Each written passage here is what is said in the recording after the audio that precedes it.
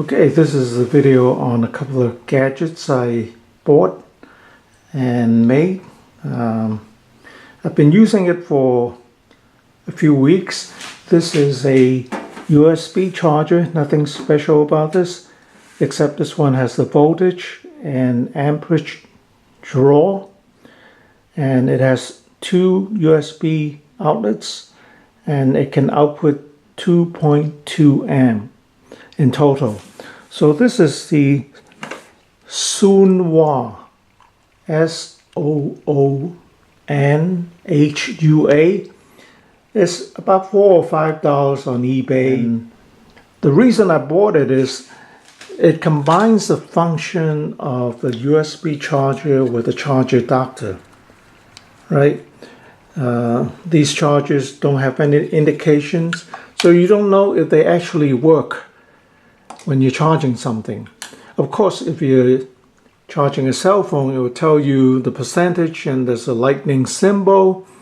But if you're charging something like this is my flashlight, and I have a plug. You plug it in. The plug somehow doesn't always work well. You plug in one way, it works, and plug in another way, it actually it might not even be charging. So if you use a charger like that, you know that it is charging because the amperage draw will go down when the battery is getting full.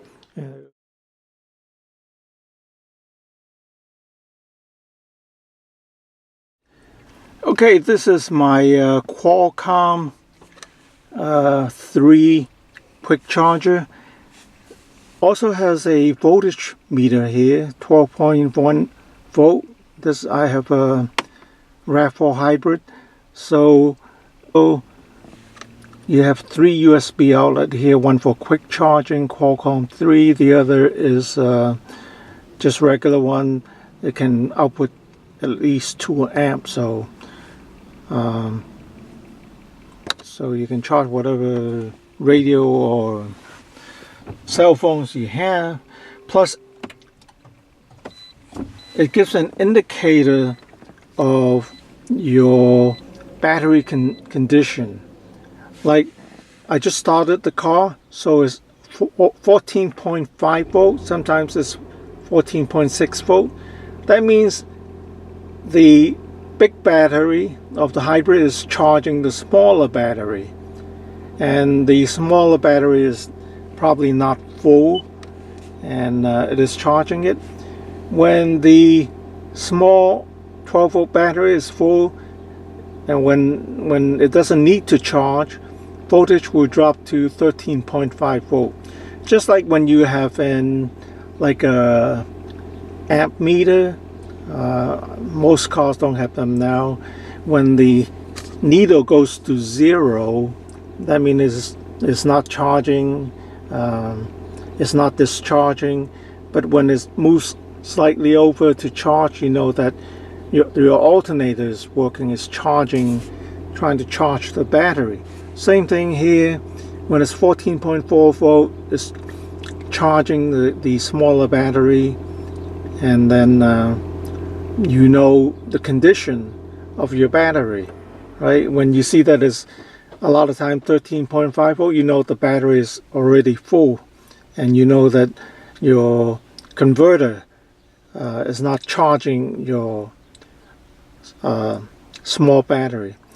With the hybrid, you don't really have an alternator. You have the big battery that charges the smaller battery through a converter. So this would be the hybrid battery status.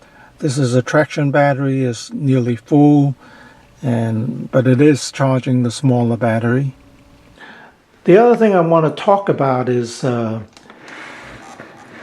converting your devices to using lithium-ion batteries. I've been using these 18650. This is a Sony 3 amp high drain one. You don't really need the high drain ones for radio or a flashlight. You need this for something motor driven, and with that kind of device you definitely need a lot of protection, because when they hydrate, they get very hot, and they can actually cause a fire. But with something low drain, I don't think you're going to have a problem. I do use a RC charger, or like one of those small USB chargers to charge these. And that batteries that I'm replacing here in this radio are 2 C-size batteries. So I 3D printed the sleeve to hold the battery, so that the battery will not flop around inside the battery compartment. So I have a spacer here, and I have the actual battery holder here. And the reason I needed a spacer is because you cannot put one long sleeve inside the compartment here.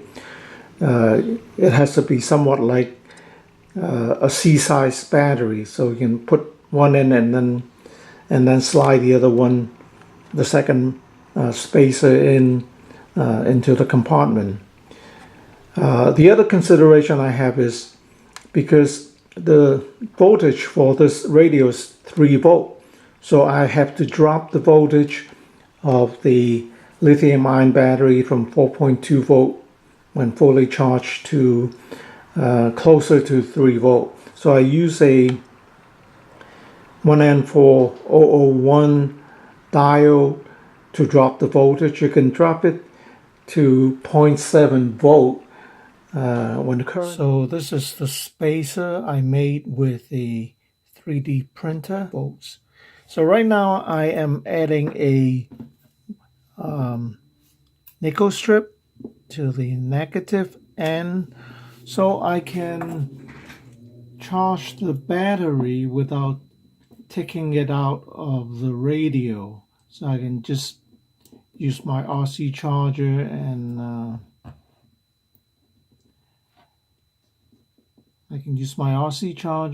just use a couple of alligator clips.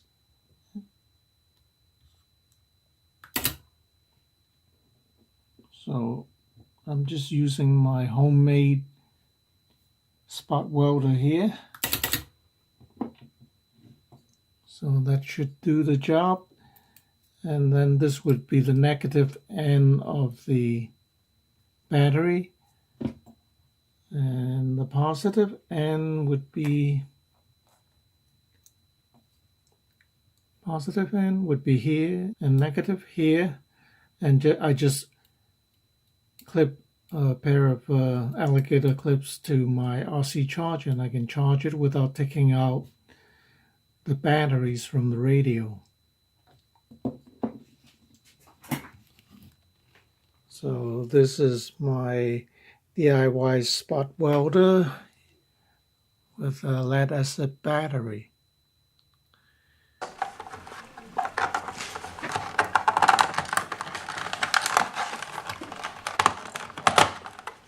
Right, so with this setup, I don't have to drill any holes. I don't have to make any major modification to the radio. So, and it works. Quarters, while listings are up, luxury home prices. So this is an old Radio Shack radio that my father used to use, and he's no longer here. And I have it, and there's some sentimental value.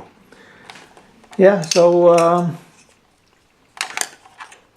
the battery will last a long time, longer than the original 2C size battery, which can be expensive. And yeah, it's I consider that an upgrade. And this type of battery will work in a flashlight like this. This is a Mac light, and this is the same idea I use. Like, this is actually cardboard. When I made this, I didn't have the 3D printer, so I just made a sleeve using the cardboard, right? Just wrap the cardboard in electrical tape, put it in there. Just enhance the contact to the negative here. Just use a piece of metal. Right, you screw it in. That's it, and then you have a flashlight that is very powerful. And right, this used to use 2 D-sized battery. Now it uses 1 lithium ion, and it's very bright. So